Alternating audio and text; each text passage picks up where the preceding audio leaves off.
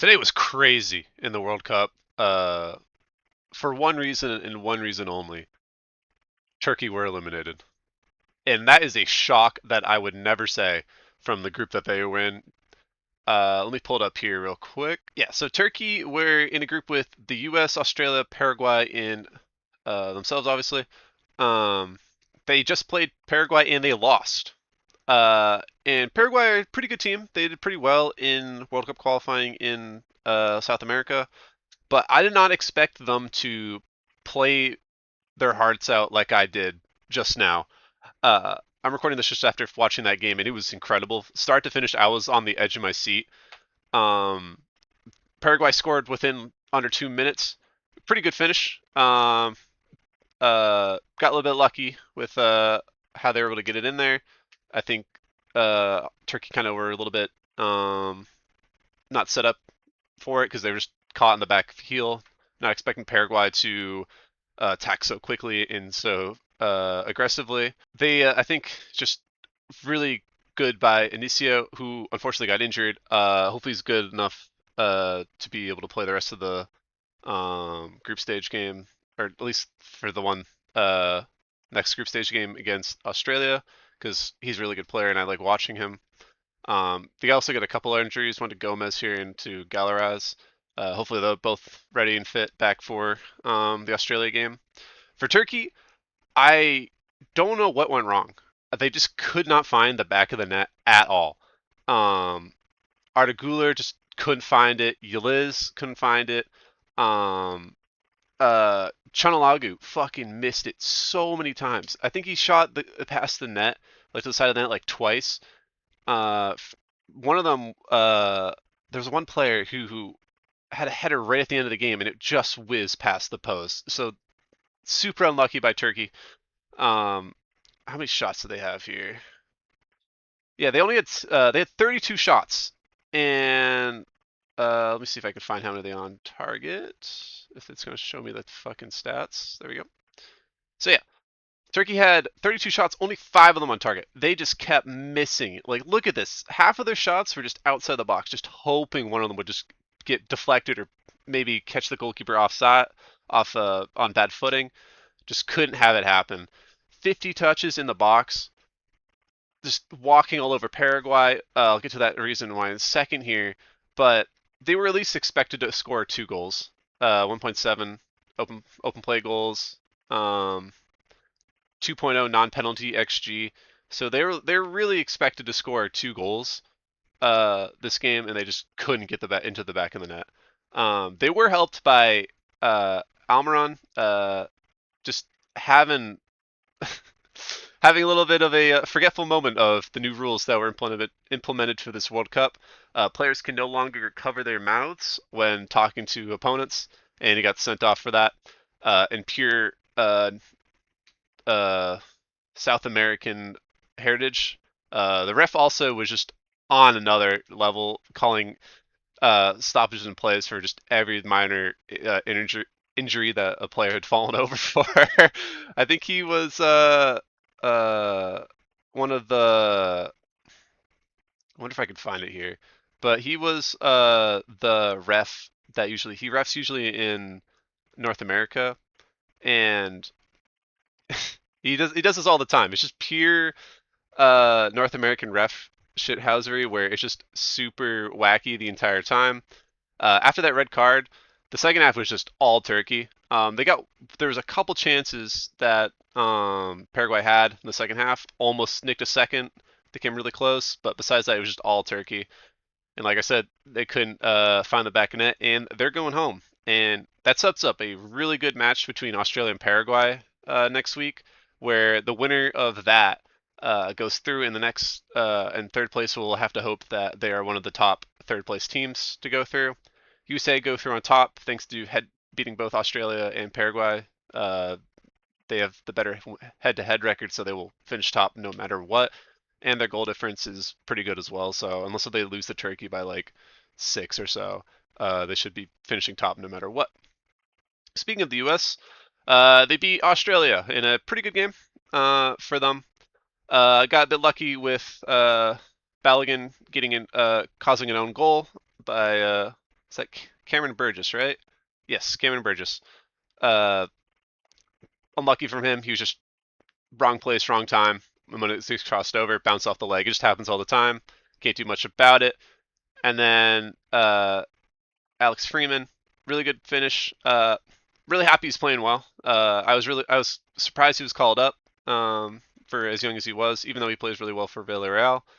But he played great. Same with Chris Richards and Tim Ream. I thought they played outstanding. First half they didn't have much to do, but in the second half, Australia were a bit more dangerous, and I think the U.S. kind of took their foot off the gas. Which, if they continue doing that, coming to the later rounds, I think it'll cause them to have some issues. But they got away with it because it's Australia.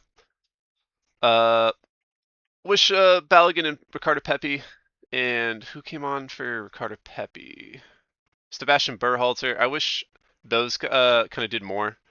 Obviously, we were winning 2-0 by then, so we kind of just, like I said, took the foot off the gas, but still won.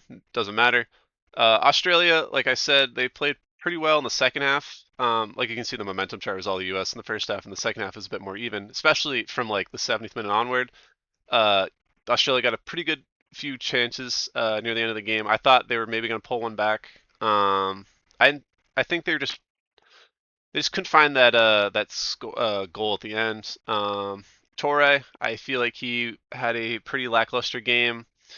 Feel like he could have done more in the box, but like I said, the midfielders for the U.S. and defenders kind of just uh, clamped him down. He couldn't do much. And the U.S. will play who in the round of 16? Let me find that real quick.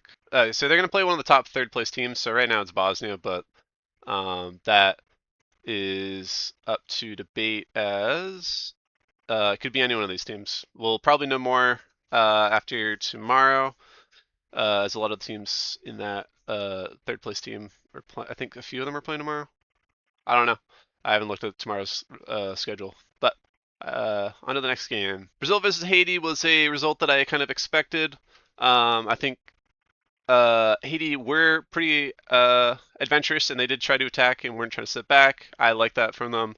I think their fans were really cheering them on, really pushing them to not be scared of Brazil and just have fun.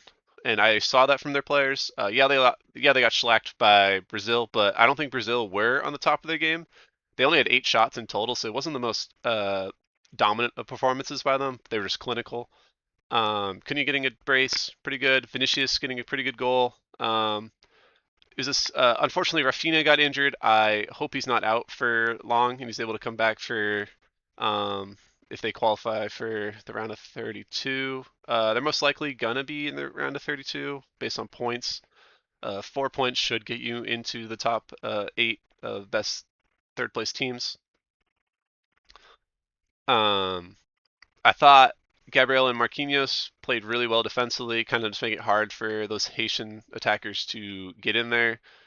Um, I think the goalkeeper for Haiti kind of let himself down on a couple of those saves. I feel like he could have gotten to them, or at least gotten a hand on a couple of those. Um, but it's just a good Brazil performance that's expected of what we should see from them going forward. Hopefully, this is a footboard to help spring them to continue to play well.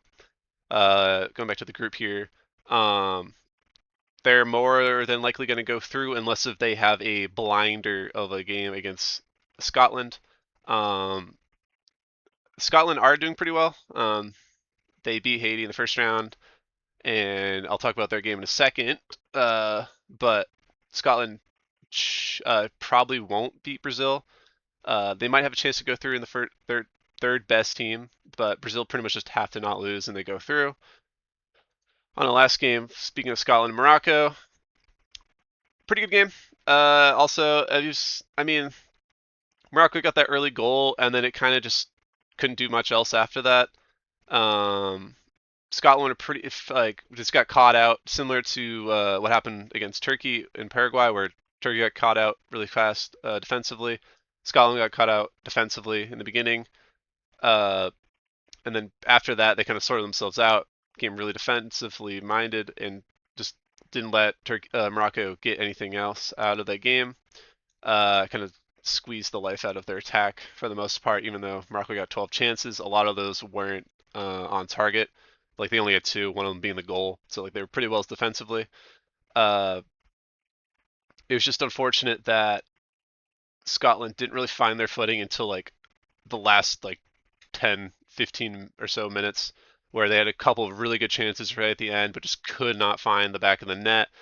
So, it's just unfortunate. I think Scotland are a really good team, and I really hope that they get through because I think that the run of 32 kind of needs a team like Scotland that just is super rugged, just like rough up another team. I think seeing a South American team versus Scotland would be peak World Cup, and I hope they're able to get through. Like I was talking about earlier, they're going to go against Brazil, who just found their footing after a lackluster game against Morocco. So hopefully they can figure out their situation and get through. So hopefully tomorrow's games are going to go great. I think what do we have here? Sweden versus Netherlands will be a really good game to watch. I'll be looking forward to that one. I think Germany versus Tunisia's after that one, which will be another really good game, and then or not Germany Tunisia, Germany Ivory Coast. That'll be a really good game, and I'm looking forward to those two. I think the World Cup is shaping up to be really good and exciting so far. I think Turkey getting unlimited really early was a surprising. I think a lot of these other teams are in these other groups, which look difficult, are all fighting for a spot. So it might come down to the final day for a lot of these groups to figure out who's staying and who's going home. But yeah, week two of World Cup going great. Hopefully it continues.